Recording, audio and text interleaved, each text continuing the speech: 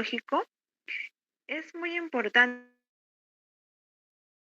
Neurológico viene más en la parte de lo que es el examen físico. Es una parte especializada dentro del examen físico. Antes de eso, para poder llegar a hacer el examen físico, tenemos que tener en cuenta las partes básicas de la historia clínica, ¿no? Y ahí he puesto las partes más importantes que se toman en cuenta. Y tenemos en primer lugar y al que mayor sitio ocupa en la torta, que podemos observar el color guinda, que es la enfermedad actual, ¿no? Pero antes de la enfermedad actual hacemos lo que conocemos como la anamnesis, ¿no? O sea, los datos de filiación, donde obtenemos el nombre del paciente, la edad, porque de acuerdo a cada grupo etario podemos tener diferentes enfermedades. Y también de acuerdo al sexo también nos va a indicar diferentes enfermedades, ¿no? Entonces, en la parte del examen clínico, la parte de la anamnesis y la enfermedad actual, son datos muy que anotar bien todos esos datos para que nos puedan dar la historia del paciente, lo que el paciente nos está contando, lo que él ha sentido, todo ser pragmatizado dentro de la historia clínica en la primera parte. Otras cosas importantes son los antecedentes, ¿no? ¿Qué antecedentes serían importantes en las enfermedades neurológicas? ¿Alguien tiene idea? Por favor, ahí si podría escribirlo en el chat. Hay dos enfermedades muy importantes en la parte neurológica. ¿Cuáles son esas? En realidad, en varias otras áreas, ¿no? Que siempre preguntamos al momento de son enfermedades crónicas. No llego a ver si están escribiendo.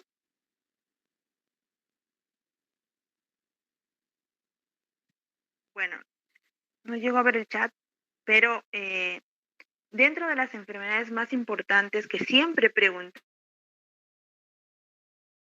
diabetes mellitus y la hipertensión arterial, ¿no? Son dos enfermedades que tienen repercusión a nivel de muchos sistemas. Les conocen como las enfermedades sistémicas, ¿no?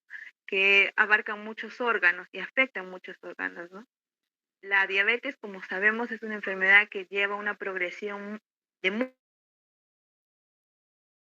gente, es en un estado muy avanzado ya, ya no está en su inicio, entonces las complicaciones por las que viene el paciente también pueden ser neurológicas, ¿no? A nivel sensitivo, sensorial, que son las más importantes en cuanto a la diabetes mellitus. Y en la parte de la hipertensión arterial, también gracias a la hipertensión arterial, que también cursa con una larga data, podemos tener accidentes cerebrovasculares, ¿no? ¿Qué tipo de accidente cerebrovascular se relaciona con la hipertensión arterial? ¿Alguna idea?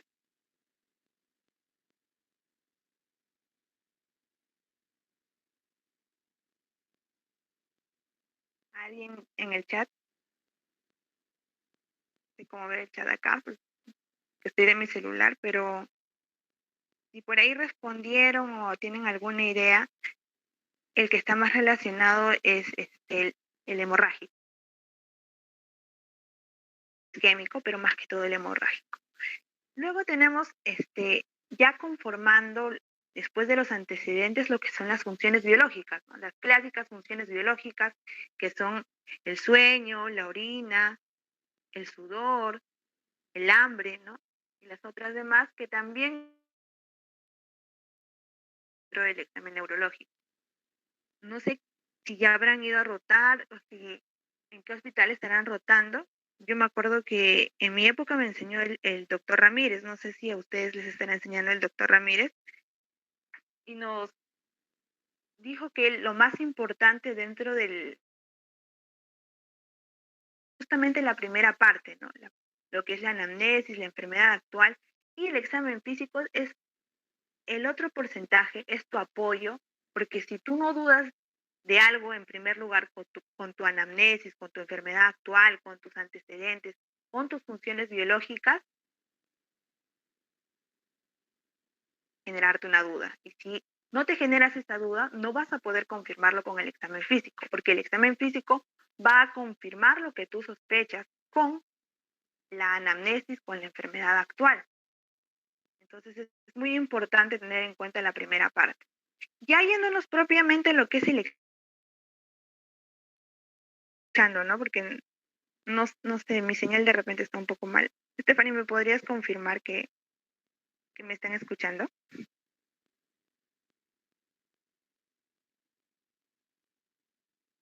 Ay, ay, así se me escucha. Ya, cualquier cosita me escribes, por favor, si se me va el internet.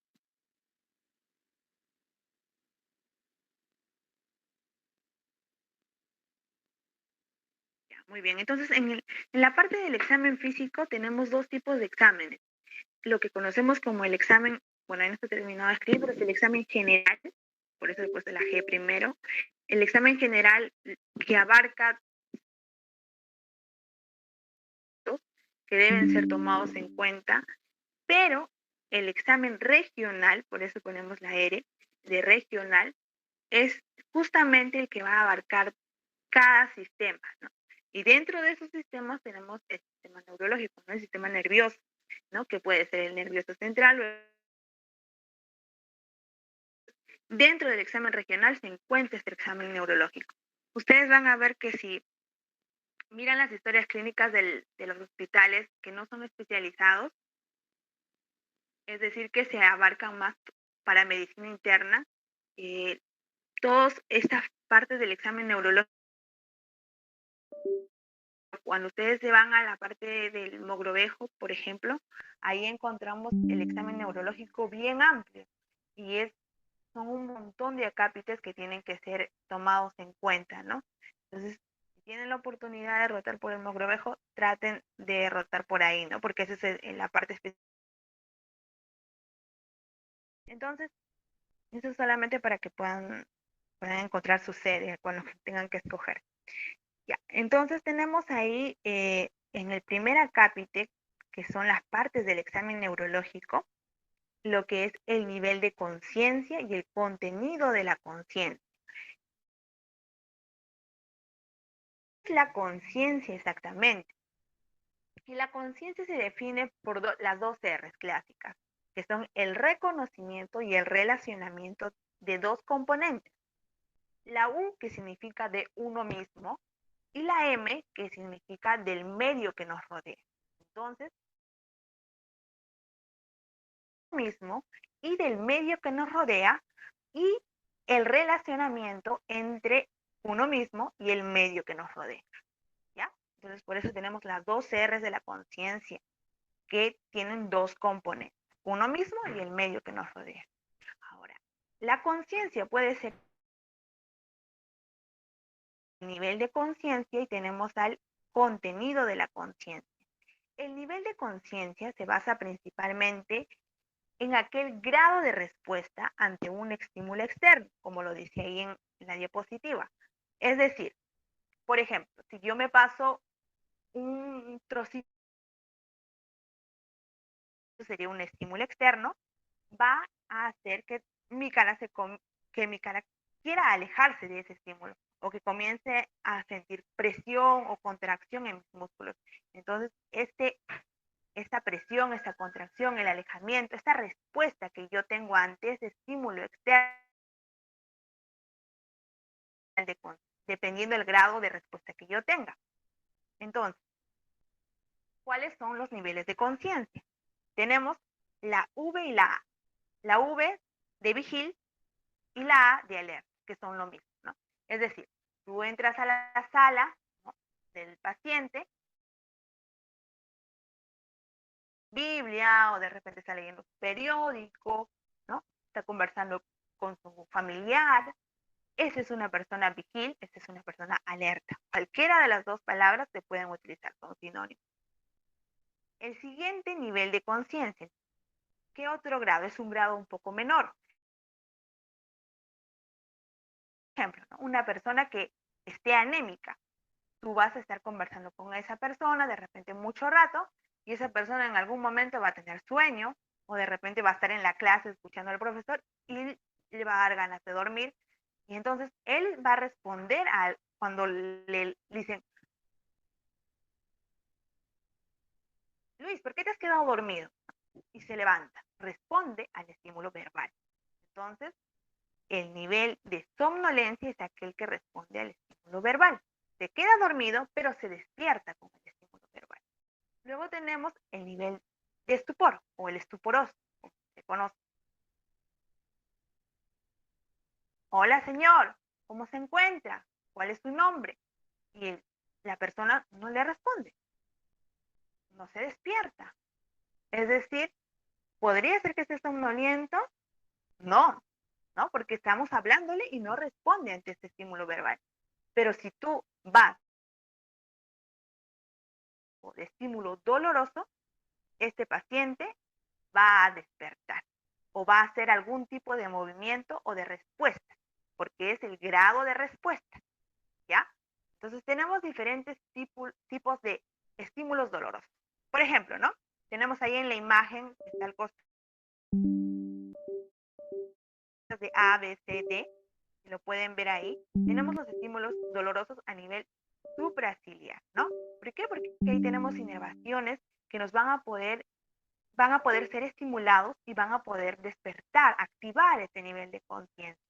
Luego tenemos a nivel de lechunguial,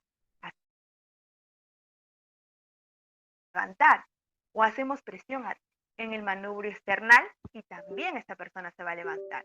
O a nivel del ángulo temporomandibular, también se va a levantar esta persona. Entonces esta persona ante un estímulo doloroso se va a levantar o va a tener algún tipo de respuesta. ¿Ya? El cobro, ¿no? Esta persona no va a tener la respuesta ante el estímulo doloroso. Esa es la diferencia con el estuporoso. Pero ¿cómo evaluamos nosotros el estado de coma o el nivel de conciencia en coma? A través de la escala Glasgow, ¿no? Ya lo deben haber visto, ¿no? Solamente lo he traído ahí para que puedan otra vez darle una pequeña ojeada, ¿no? La apertura ocular, la respuesta verbal, la respuesta motora, ¿no? Que tenemos ahí con las puntuaciones y que también nos van a ayudar a valorar incluso el riesgo de morir. Ahí lo tienen solamente para que lo puedan observar y sabemos que hay dos tipos de escalas de Glasgow, ¿no? La que tenemos la clásica, ¿no? Con los tres acápites y tenemos la escala de Glasgow modificada que también le han agregado una parte más, ¿no? Pero la que más se utiliza, ustedes van a ver que no se utiliza la escala de Glasgow modificada. ¿Ya? Esa es la que más utilizan todos. Esto lo van a ver en el hospital. Luego de eso, tenemos que el nivel de conciencia, ¿no? Está siendo dominado porque la conciencia se da gracias a ciertos estímulos. Estos estímulos, como les he mencionado, que pueden hablarle, que pueden hacerle el estímulo doloroso, son estímulos externos. Pero también hay estímulos internos que manda nuestra corteza cerebral para poder activar o desactivar de acuerdo a la intensidad o al...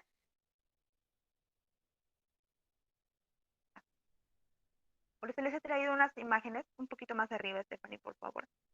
Hay dos imágenes de cerebritos arriba y de la parte del tronco encefálico. Un poco arriba, un poco arriba. Ajá, muy bien. Ya, en esa vemos que la conciencia está siendo regulada, siendo excitada y a la misma vez puede estar siendo inhibida para poder regularse todo eso a través de ciertos sistemas. ¿Cuáles son los dos sistemas más importantes que controlan la conciencia? Es el sistema reticular ascendente y es el locus coeruleus o ceruleus, que, como así le conocen, que ellos dos van a excitar mientras que los núcleos del RAFE van a inhibir, ¿ya? Entonces, tenemos ahí, podemos ver los diferentes neurotransmisores que podamos ver. Tenemos a la dopamina, tenemos también a la acetilcolina, tenemos también al glutamato.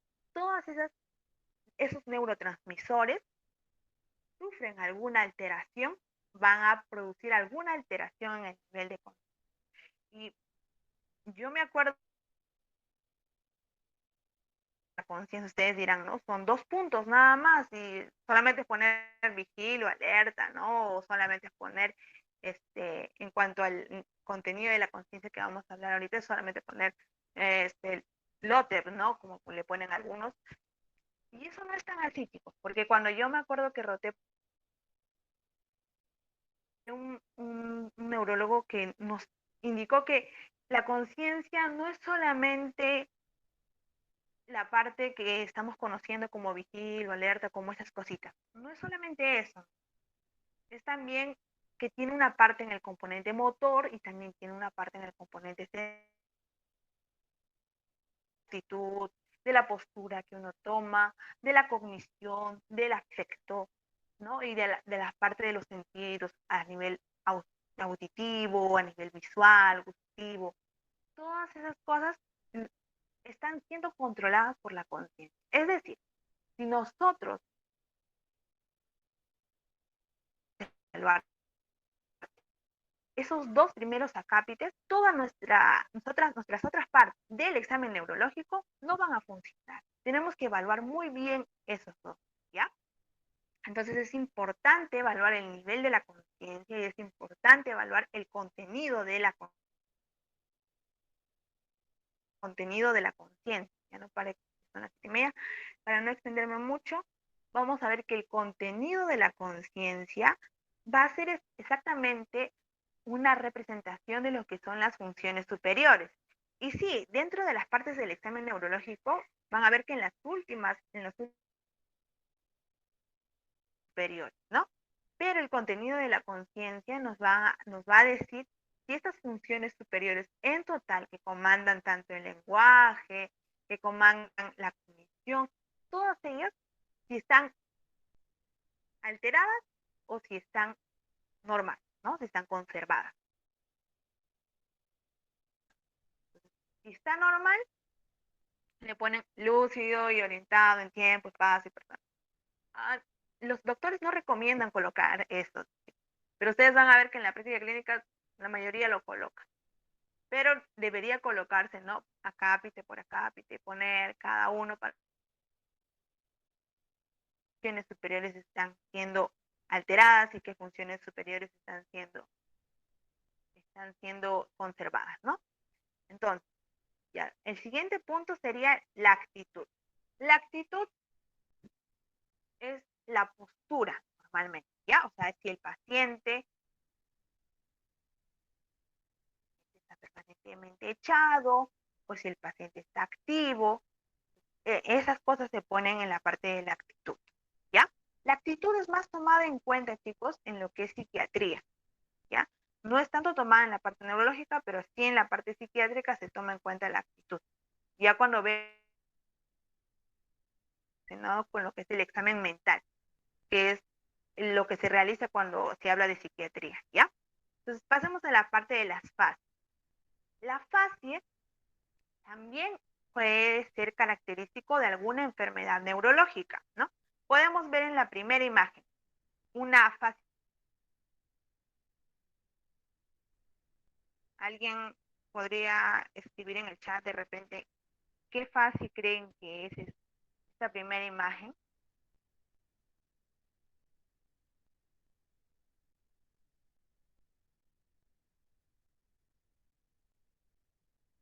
Bueno, no puedo, bueno, si es que no la llego a leer, pero les comento que esta primera fase es acerca de la parálisis de Bell, ¿no? Esta parálisis clásica, ¿no? Que podemos observar con la comisura labial caída, ¿no? Que los pliegues en la frente. Todas esas características son parte de la parálisis de Bell, ¿no? La segunda fase,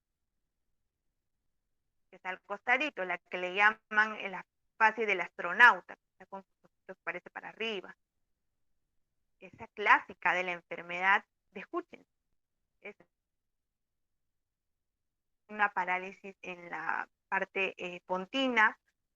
Vamos a ver que en esos núcleos hay una parálisis y está produciendo una tosis y por eso es que el paciente cuando trata de compensar esa ptosis, mira como para arriba. ¿Ya? Esa es la fase de Hutchinson. Acá tenemos la hiponimia que dice ahí, ¿no? En la descripción. Esta fase de ahí es también característica de otra enfermedad muy conocida neurológica, es la fase parkinsoniana, ¿no? Que no tiene expresividad, que tiene una hiponimia marcada, ¿no? Que casi no parpadea, ese es, ¿ya? So, hay un montón más de fases clásicas en la neurología, pero esos son los más conocidos que les he podido traer. Luego tenemos lo que es la motilidad activa y la fuerza muscular. En la motilidad activa y la fuerza muscular vamos a ver los movimientos activos, los movimientos de,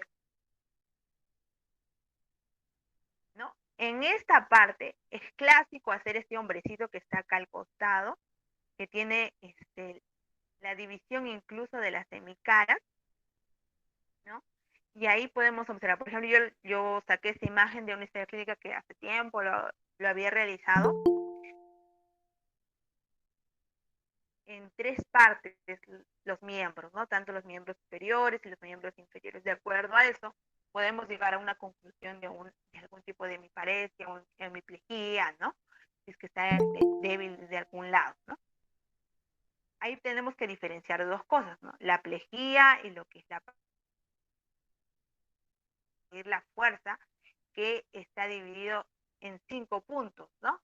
Por eso acá en la descripción, como ustedes ven, es 3 de 5. Es decir, a ver, ¿alguien se acuerda cómo son lo que son los punto por punto, lo que significa la fuerza muscular? ¿Qué significa el 4? ¿Y qué significa el 5? ¿Alguien se acuerda?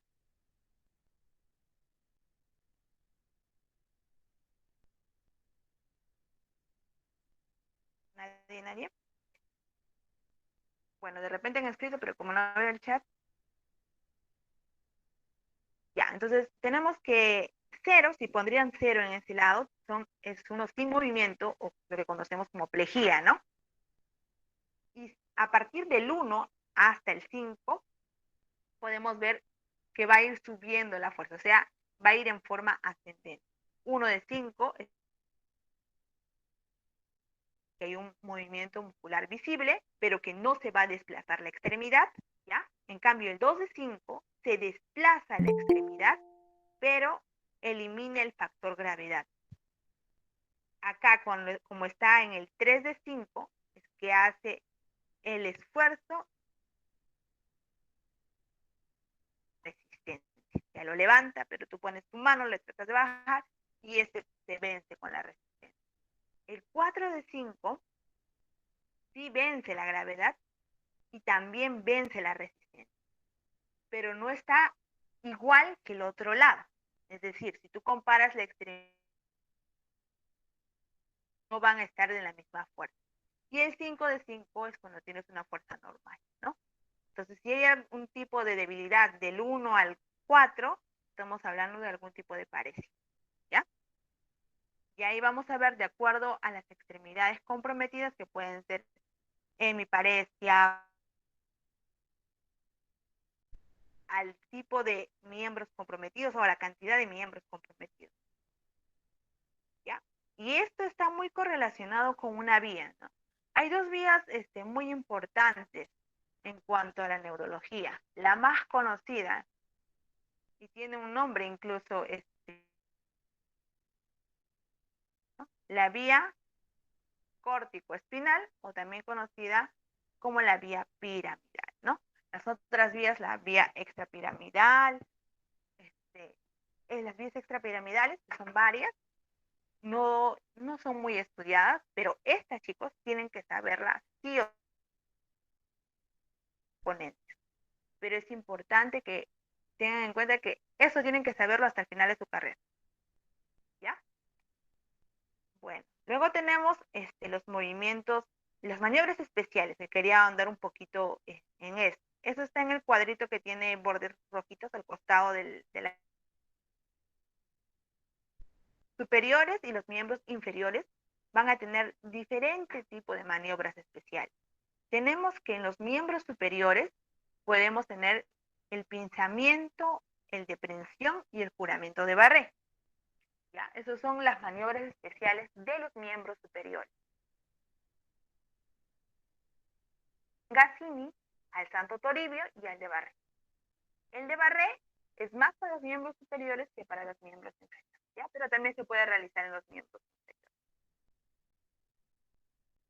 Muy bien, entonces pasemos a lo siguiente, para no ahondar mucho. A lo que es la resistencia, la pasividad, la extensibilidad, todas ellas pueden estar comprometidas. Y es que, ¿por qué le llamamos activa en uno y por qué le llamamos pasiva en otro? Ustedes siempre recuerdan que cuando se da la palabra activa, es porque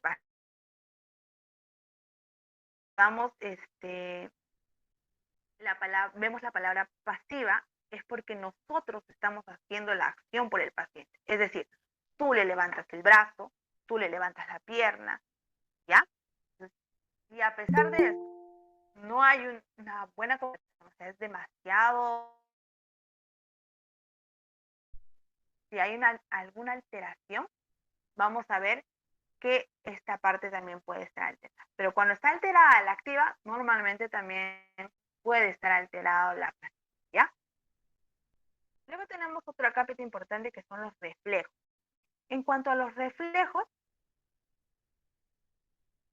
bien se hace otro hombrecito. Y a diferencia del hombrecito de lo que es la motilidad activa y la fuerza muscular, el hombrecito de los reflejos ya no es basado en 5 puntos, sino es basado en 4. O sea, se ponen crucecitas. Las dos cruces de 4, podemos decir que los reflejos están aumentados en estado de hiperestabilidad, mientras que cuando están disminuidos también hay alguna alteración, ¿no? Entonces, lo normal es 2 de 4, ¿ya? No se olviden, dos crucecitas, ponen el slash y luego ponen 4, ¿ya? Y dentro de los reflejos tenemos en el cuadro amarillito, tenemos diferentes reflejos, ¿no? Los osteotendinosos, los cutáneos, los mucosos, los patológicos y los primitivos. En los conocidos, que son el bicipital, el tricipital, ¿no? El rotuliano, ¿no? Todos esos son los más conocidos. Pero también hay otros, ¿no? Como ustedes lo leen en la tablita. Incluso ahí en la tablita no está, pero en la tablita también falta el aquilio, ¿no? Todos esos son los reflejos también, como los cutáneos, que, bueno, esas tres A significan de abdominal, que pueden ser o bien superior o bien inferior, ¿no? O intermedio, ya cualquiera de esos tres. Esos son los reflejos cutáneos, se ven a nivel abdominal. Luego a nivel conjuntival, corneal, faríngeo, diferentes formas de estimularlo. Eso se va a ver un poquito más en lo que es los nervios craneales. Y ahí me voy a extender un poquito más. Y también tenemos los patológicos, que nos van a dar algún tipo de alteración. O sea, si son tienen que estar presentes, ¿ya? Entonces tenemos ahí el de Hoffman, el de Babinski, el clásico en el pie, ¿no? El clonus, también en la manito que tenemos, ¿no? Con la asterixis también se conoce. Y los primitivos que se ponen ahí, lo estamos poniendo en los adultos, y es que ser a cierta edad, ¿no? Eso lo van a ver en pediatría, que cada reflejo primitivo tiene un tiempo de desaparición. Y si es que no desaparece, hay algún tipo de enfermedad que puede estar ocasionando eso. Eso se ve más en los recién nacidos, en los niñitos, ¿no? Entonces, esos reflejos, a ver que en pediatría sí o sí se pone eso en la historia clínica. Van a poner uno por uno y van a ver si se encuentra presente o no, ¿no? Ahí faltan un montón porque ahí hay varios reflejos que tienen los recién nacidos. Entonces, eso es en cuanto a los reflejos. Volvamos otra vez al cuadrito. ¿no? La sensibilidad que está en el cuadrito verde, tenemos que puede ser evaluada si es una sensibilidad superficial, si es una sensibilidad profunda o si es una disociación, ¿no? Y algo que les quería decir, que en cada parte de lo que es tono, sensibilidad, se pone en la historia clínica, en la parte final de cada sección, una conclusión. Es decir, tú lo describes y al final pones conclusión. Por ejemplo, hemiparesia izquierda, lo que puedas encontrar, ¿no? O en la parte de los reflejos. Tu conclusión, ¿ya? Y de la misma manera, en la parte de la sensibilidad, abajo también vas a poner conclusión y pues te decía, ¿no? O alguna otra descripción, ¿no? Pero tienes que poner tu conclusión, no te olvides de eso. Entonces, en la parte del dolor a la temperatura y al tacto, ustedes ya deben haber visto las vías por las que van estas sensibilidades y cómo se alteran, ¿no? Entonces, en la parte superficial tenemos esos tres. Y en la parte profunda tenemos a las clásicas VA, ¿no? Tenemos a la batiestesia, la varestesia, la parognosia, que sepan cuál es el significado de cada una. No voy a ahondar mucho en eso porque tenemos más para revisar. Y también tenemos lo que es la disociación. ¿Cómo se describe la disociación? ¿Es en la parte izquierda o es en la parte derecha? Ah, ya, algo más que tenía que agregar. En la parte tanto de los reflejos, el tono y lo que es la sensibilidad, se describe tanto la parte derecha y la parte izquierda. O sea, tienes que hacer un cuadro comparativo donde esté la fila de la derecha y la fila de la izquierda y describirlo ahí. Entonces, estarán viendo que la parte del examen neurológico es bien amplio y por eso es que tiene tantos puntos, pero es muy importante tener en cuenta cada punto, porque eso te puede ayudar a tener tu diagnóstico al final, ¿no? Entonces tenemos luego lo que es el equilibrio estático, ¿no? Sabemos que el equilibrio estático o también la coordinación segmentaria lo vamos a poder evaluar. Van a evaluar las alteraciones a nivel lo que es el cerebelo, ¿no? O bien el cerebelo, o bien lo que es el cordón posterior, o bien lo que tenemos como la parte vestíbulo-coclear, ¿no? La parte vestibular específicamente, ¿no? Esos pueden estar alterados y nos pueden dar algún tipo de físico. Y en lo que es la coordinación segmentaria tenemos a la metría y a la cronometría. El clásico índice nariz que tenemos que pedirle al paciente que pueda realizar, el índice oreja, ¿no? En la parte de la oreja es el lóbulo, ¿no? Tiene que ir hasta el lóbulo de la oreja.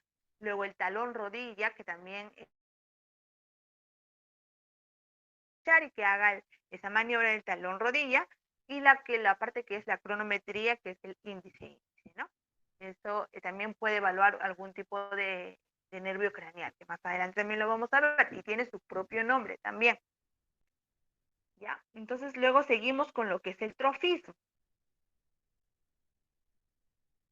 A través de la percusión y la palpación, ¿no? Es decir, tú vas a ver y vas a ver la simetría con el otro miembro, ¿no? Es decir, si tú ves el derecho, vas a compararlo con el izquierdo, ¿no? Y vas a ver si es que uno está alterado, está disminuido, está aumentado, tú tienes que ver eso. En la percusión, si hay algún tipo. Y por último, lo tocas bien, ¿no? La palpación, para ver si realmente el trofismo está aumentado o está disminuido. ¿Ya? Lo más común es que esté disminuido. Si hay algún tipo de alteración, es que esté disminuido. ¿Ya? Luego tenemos a los signos meningios o signos radiculares, ¿no? Los clásicos signos meningios. Abajito del cuadro verdecito está la imagen, ¿no? Tenemos la rigidez de nuca, luego tenemos lo que es el signo de Brusitsky y tenemos el signo de Kerr, ¿no? El Brusitsky clásico, tú le quieres hacer que lleve la cabeza hacia adelante y él pasa. Involuntariamente flexiona sus piernas, ¿no? Entonces se va para arriba sus piernitas.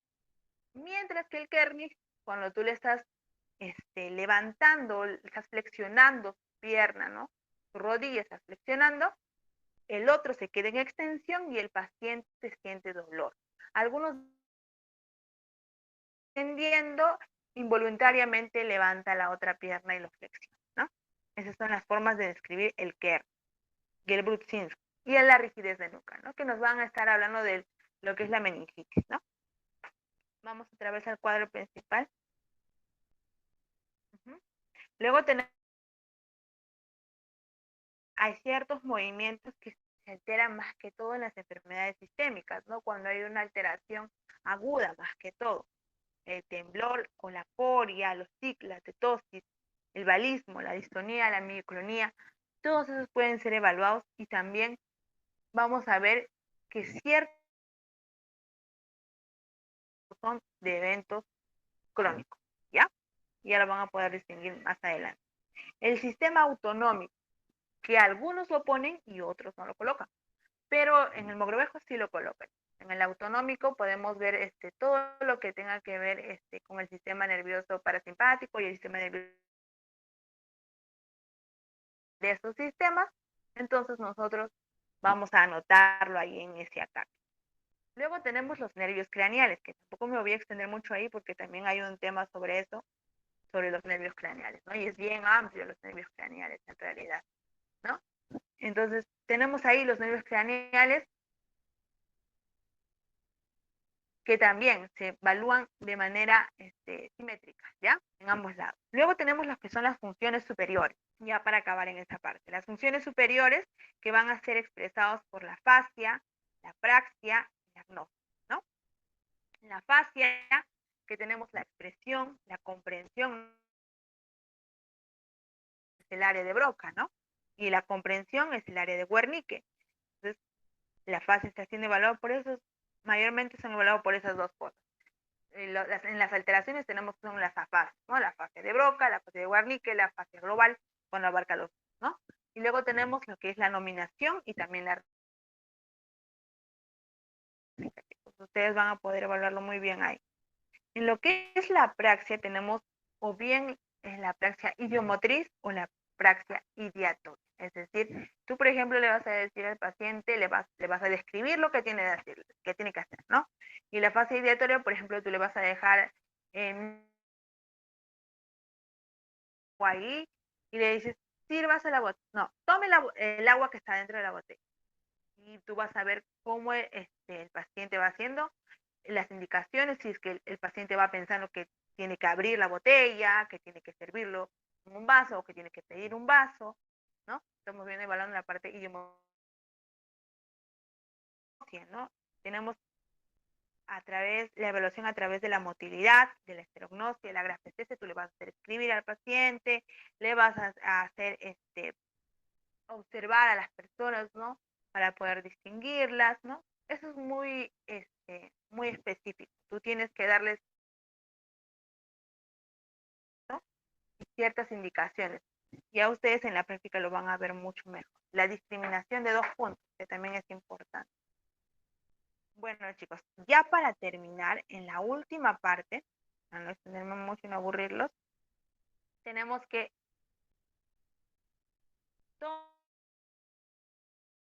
ver a través de lo que es el diagnóstico, ¿no? Todas esas partes bien hechas van a terminar en lo que es el diagnóstico. Y el diagnóstico, a diferencia de otras áreas, tenemos que el diagnóstico en primer lugar es el diagnóstico sin pero en lo que es el diagnóstico sindrómico no se pueden inventar los síndromes, es decir, hay síndromes específicos, síndromes que ya están bien delimitados y bien marcados, ¿ya? No se pueden inventar eso, porque un tipo de diagnóstico sindrómico, o sea, le puso el nombre que esa persona quería. Claro que se estaba refiriendo a la alteración en esa parte del sistema, pero no era el nombre correcto. Entonces el doctor ahí nos explicó que habían nombres específicos para cada síndrome en lo que está. Y tenemos también el diagnóstico topográfico, ¿no? Si haces un buen diagnóstico sindrómico, vas a tener un buen diagnóstico topográfico. Ah, puede ver un mensaje. Me están preguntando cuáles son los diagnósticos sindrómicos. No, no hay problema. Yo luego en la próxima charla lo pongo ahí en el esto, porque son un montón. Hay diagnóstico de la primera motoneurona, de la segunda motoneurona, hay diagnósticos a nivel sensitivo, sensorial, tienen sus nombres, así que si quieren, si gustan, les puedo pasar, ¿no? La parte de los diagnósticos sindrómicos o topográficos. Ya el diagnóstico topográfico nos dice a qué nivel está la lesión. Esa es una característica de la parte neurológica que vamos a ver muy bien marcada. Ellos sí o sí te dicen a qué nivel está la lesión, ¿ya? O sea, qué parte del cerebro o qué parte del sistema nervioso está haciendo que tú tienes ahí, te van a ayudar mucho para poder hacer el diagnóstico topográfico. Luego tenemos el diagnóstico nosológico y el diagnóstico etiológico. Es decir, por ejemplo, ¿no? En el diagnóstico nosológico es la enfermedad. Si, por ejemplo, el paciente tuvo un ACV, es el ACV, ¿ya? Y el ACV es el que es vascular, ¿ya? Entonces, bueno, un diagnóstico sindrómico, ya tuvo un síndrome de primera motoneurona, con un síndrome sensitivo, o está ubicado, ¿no? Menciona que fue dañada la arteria cerebral media, no sé, este, todas esas cosas tienes que poner en el diagnóstico sindrómico y topográfico.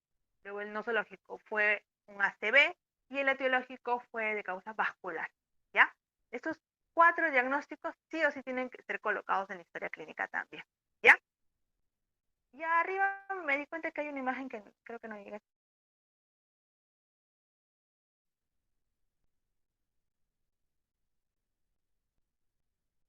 Ajá. Ah, ya, al costadito, y dije, ¿qué imagen era? Ya, al costadito, por ejemplo, está ahí lo que es la decorticación y la descerebración, ¿no? ¿Sí lo ven bien?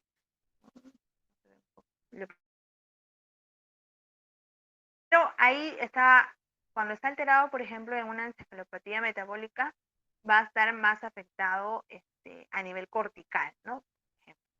Y cuando estamos hablando, por ejemplo, de la cerebración o la decorticación, podemos ver que puede estar afectado el mesencéfalo, el pontino significa de la protuberancia, ¿no? Entonces, de acuerdo a cada cosa que tengamos, nos van a dar ciertos diagnósticos nosológicos, ¿no? Ya, bueno. Bueno, eso sería todo, chicos, en cuanto a la primera parte del examen neurológico. Es un tema bien conciso, porque igual vamos a ahondar uno por uno en cada punto, ya en las siguientes charlas, para que lo tengan más